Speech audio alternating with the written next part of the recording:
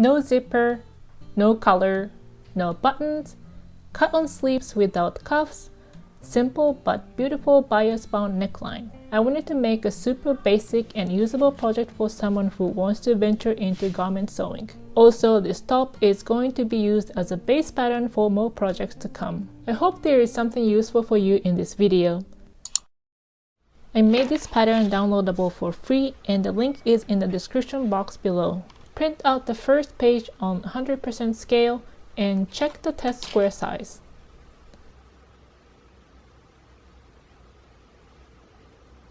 I think it's easier if you put the pages in place like shown here as you're printing. Tape the pages together by aligning the borders and diamond marks. Some people cut off the edges or fold them on the lines, but I simply overlap them.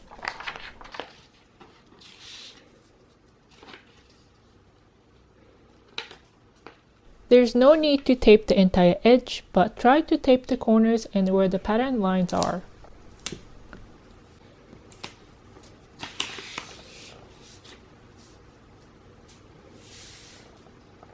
Borders are pretty thick and visible through a piece of paper on top, but if you have trouble aligning the pages, use your window.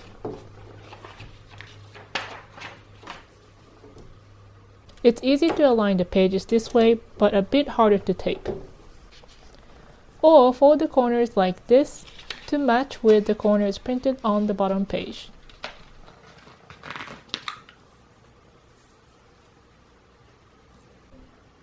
It's really up to you, but I usually tape horizontally first and then connect these borders vertically.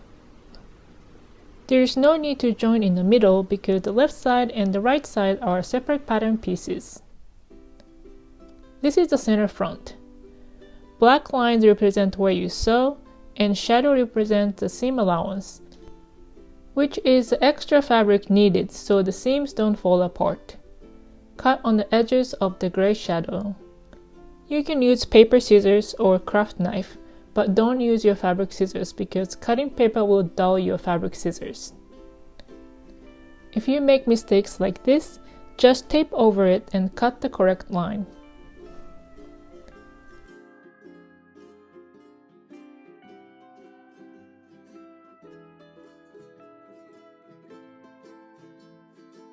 I made this pattern to use as a base for many different projects, so it has several lines for multiple hem lengths. I'm going to use the hemline B today, which is for a slightly cropped top. Make a fold on the line for hemline B, and do the same thing on the back pattern. You might be wondering if there are multiple sizes offered, and no, it's only in one size. But I'm planning to make a separate video on how to adjust patterns to your size. For fabric, I used linen fabric from Joann. Fabric was about 55 inches in width and 52 inches lengthwise. Fold the fabric lengthwise, putting the savage edges together.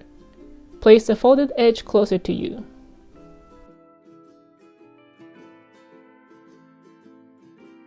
Place the front pattern on fold.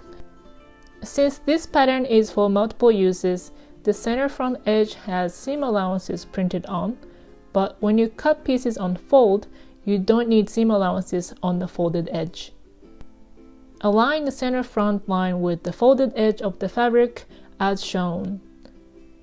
Place weights, books, anything to hold the pattern from shifting around.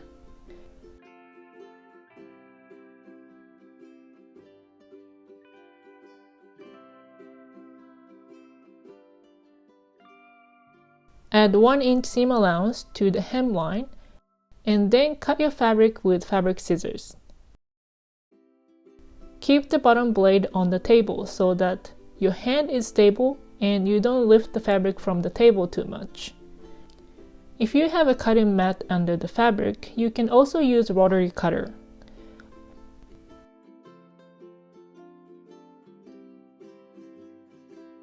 Once you cut all around the pattern, fold the fabric with the pattern and put them aside.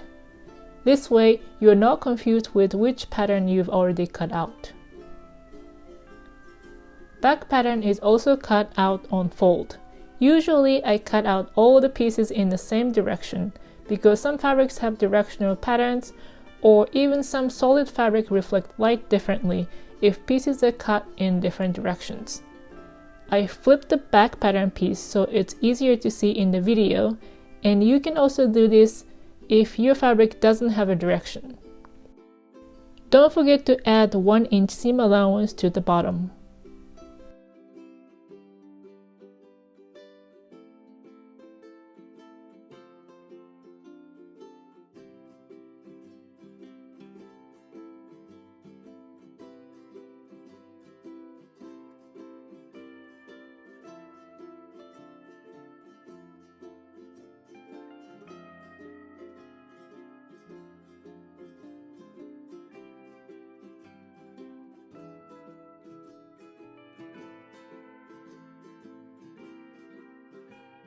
If you have an awkward angle, move yourself around the table and don't move the fabric.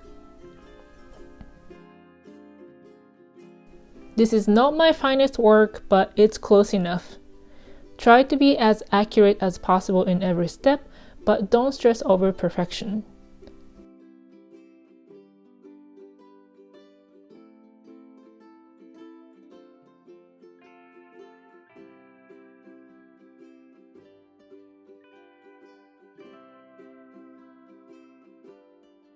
You need some bias strips, which are fabric strips cut diagonally to wrap the raw edges.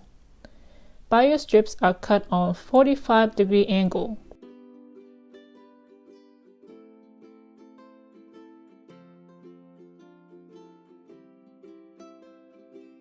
My cutting mat has 45-degree angle line. If you don't have cutting mat like mine, use a square and place opposite corners of the square on the savage edge to get the 45-degree angle. Make the strips 2 inches wide.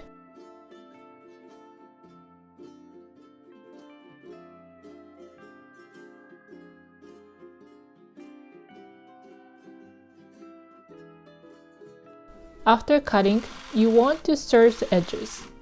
If you don't have a serger, use zigzag stitches on your sewing machine to finish edges. But I think a serger is a great investment if you want to do a lot of sewing. My serger was the cheapest model I could find, but it's been working fine for over 10 years. When you come to the corner, stop before going off the edge. Turn the hand wheel to bring the needles to the highest position. Lift the presser foot and rotate the piece. Here is from the different angle.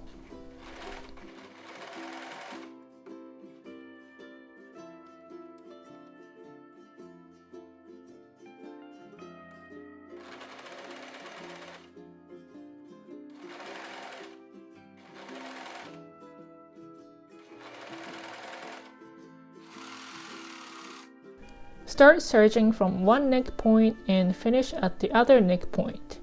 No need to serge around the neckline.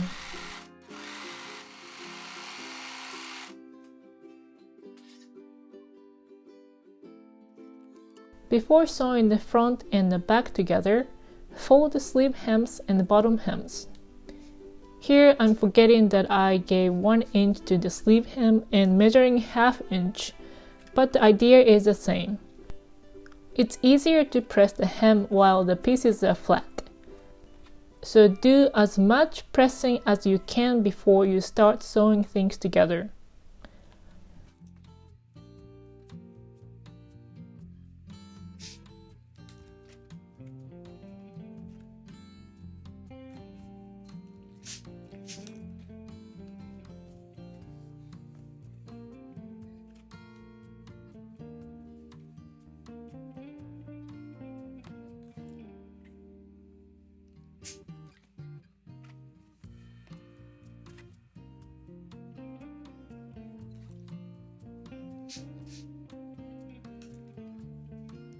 While you're at the ironing table, let's prepare the bias strips for binding. In order to avoid wrinkling and twisting, you want to stretch the bias strip. Use plenty of steam to stretch well.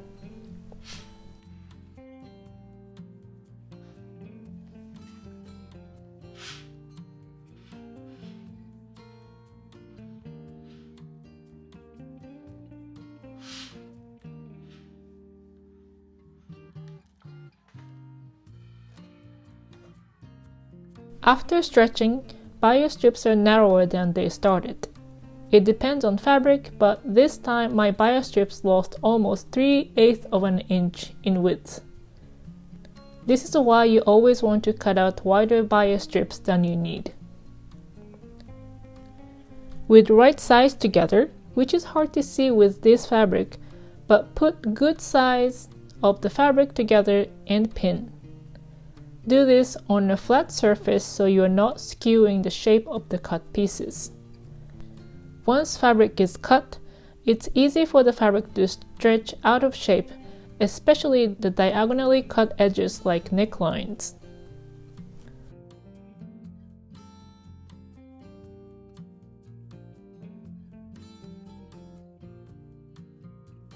Open the folded hems to pin.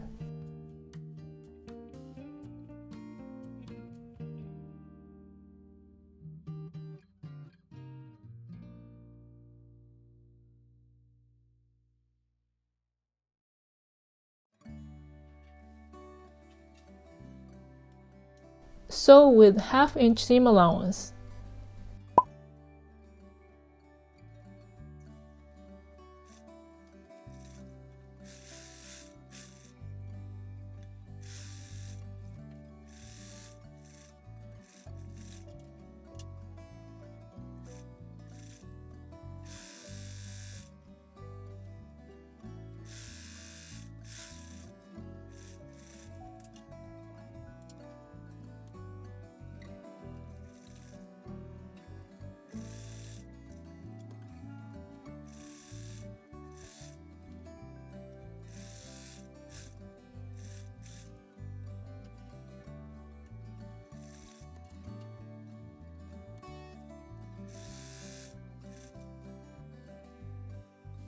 Sew both shoulders and underarm seams.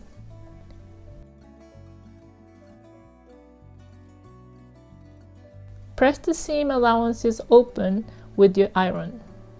Ironing after each sewing step is very important to get a nice finish.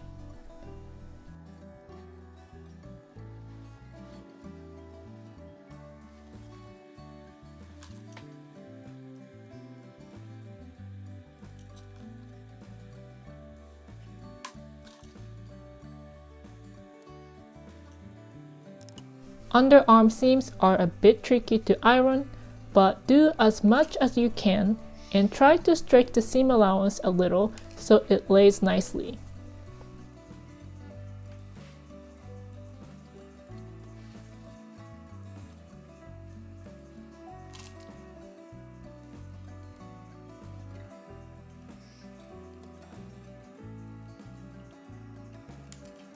When I folded the sleeve hem by 1 inch, this happened. It's because the length of the seam allowance edge is shorter than where it's supposed to go.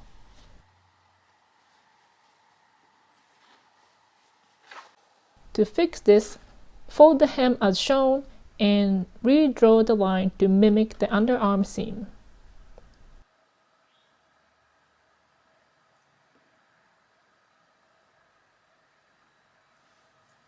Sew the marked line and blend it to the original seam.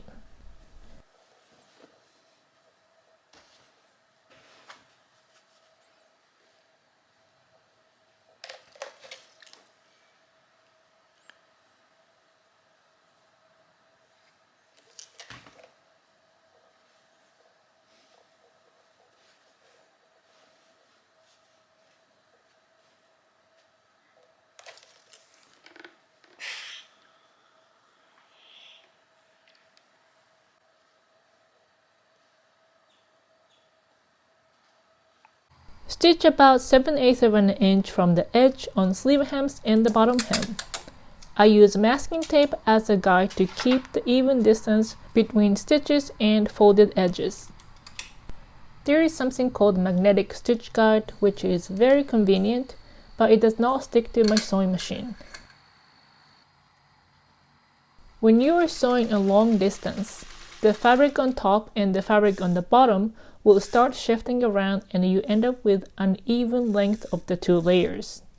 To prevent this, always hold the both layers firmly together and also pull the fabric in opposite directions slightly in front and behind the needle.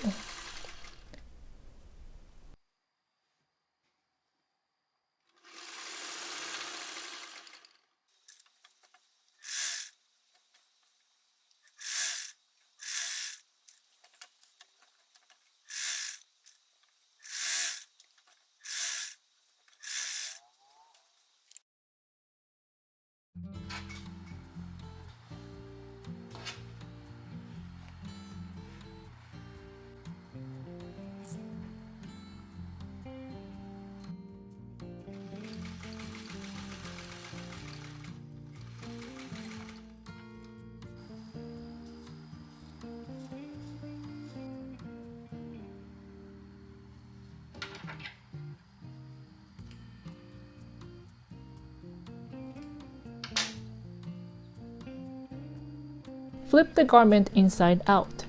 The wrong side of the fabric is facing out. Mark center back with a erasable fabric marker. I'm marking on the right side of the center back. Now put the right side of the bias tape on the right side of the fabric at the center back. Transfer the center back marking and pin about 1 inch or so from the center back marking.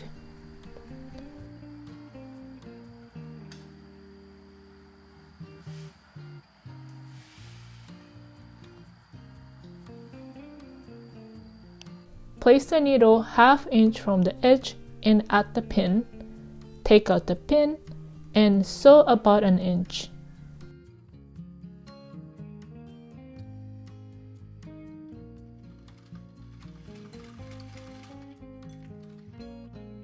Rotate the garment slightly and align the edge of the bias tape and the neckline and sew about 1 inch again. Repeat this process until you reach at 1 inch from the center back.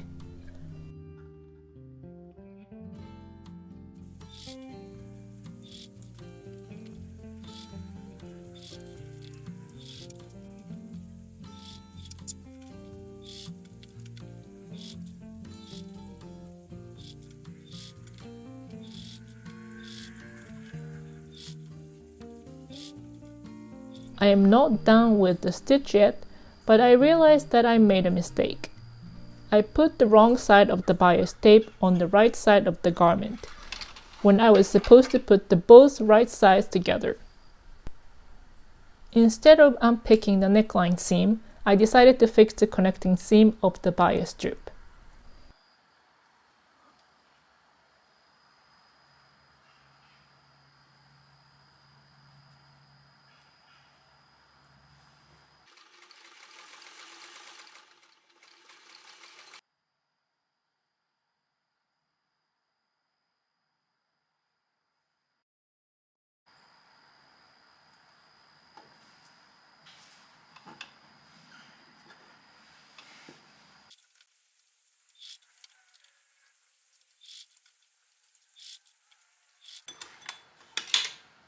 Stop at 1 inch or so from the center back marking.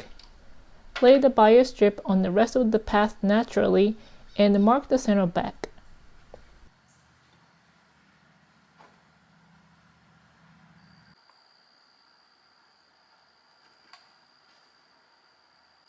Cut off the excess fabric and bring the two center back markings on the bias strip together with the right sides facing each other.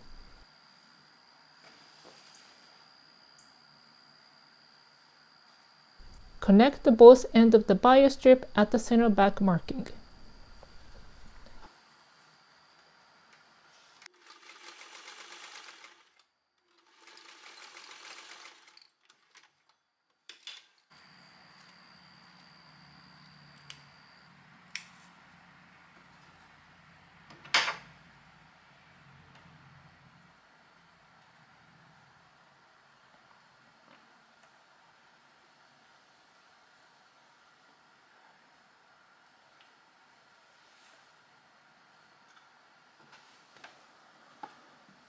Sew the rest of the neckline seam to finish the full circle.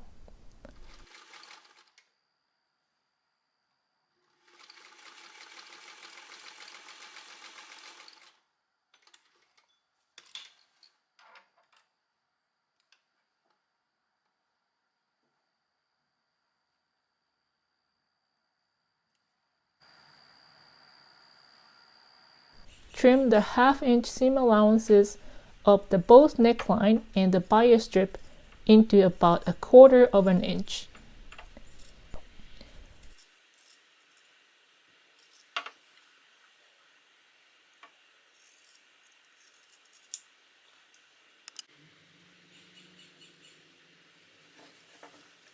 Lay the bias strip and the seam allowances to the right and edge stitch close to the previous seam.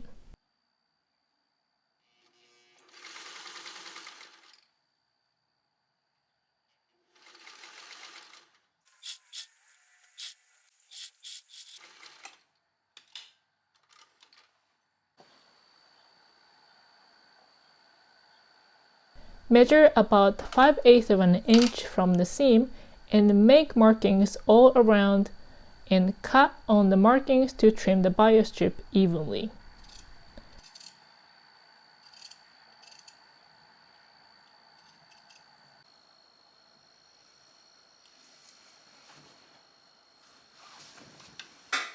Flip the garment inside out.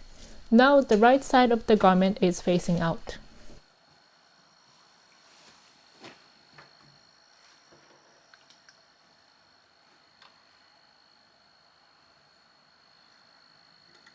Wrap the trimmed seam allowances with bias strip as shown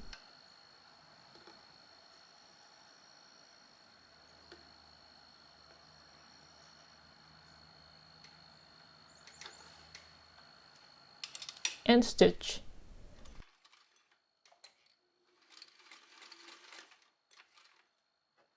Whenever you stop stitching, use your hand wheel to bring the needle down and keep it down while you prepare the next section.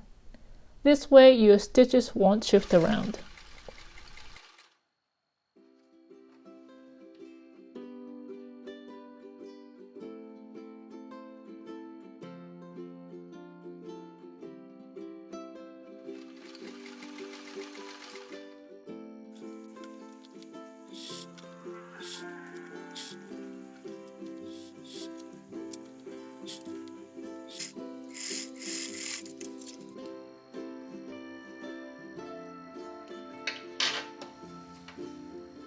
All the stitching is done. Iron all the seams with steam from the inside of the garment.